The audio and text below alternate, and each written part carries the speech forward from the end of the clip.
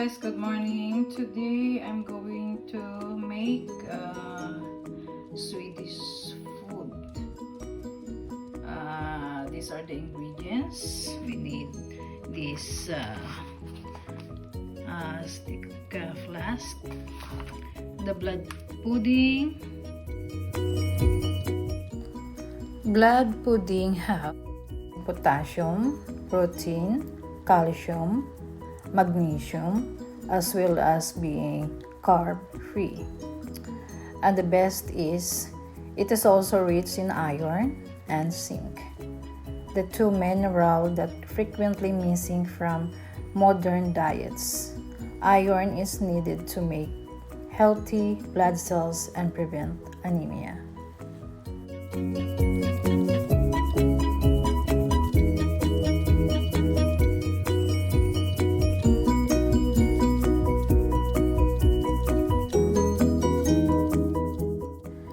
Later, we need the cranberry. Cranberry is a jam. Matamis siya, guys. And if you're going to eat, you have to put the cranberry. It will blend the taste of bacon. We have here, this is a blood pudding. In Tagalog, dugo siya ng baboy. Then this one is a flask. This look like a bacon.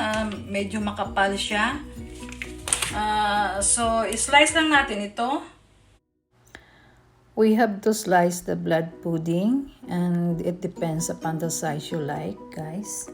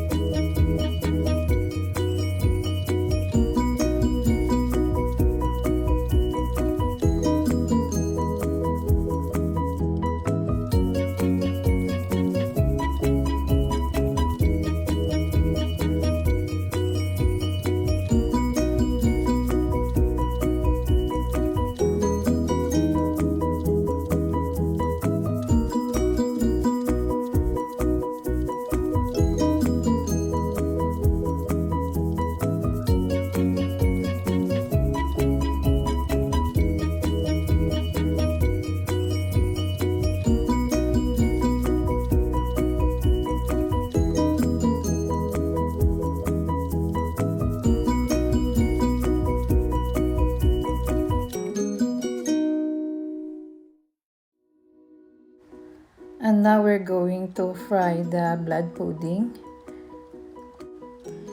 and also the bacon. So yun na, guys. Fry na natin siya.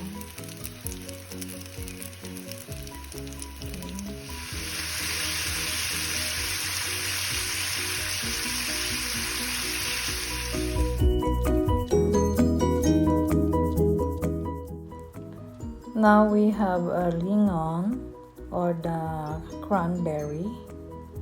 Matamis ito, guys. So, minsan napapadami ako ng kain ng cranberry.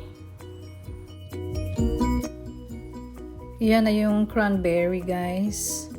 So, jam siya. Kaya masarap. So, ito na siya, guys. We're going to eat now.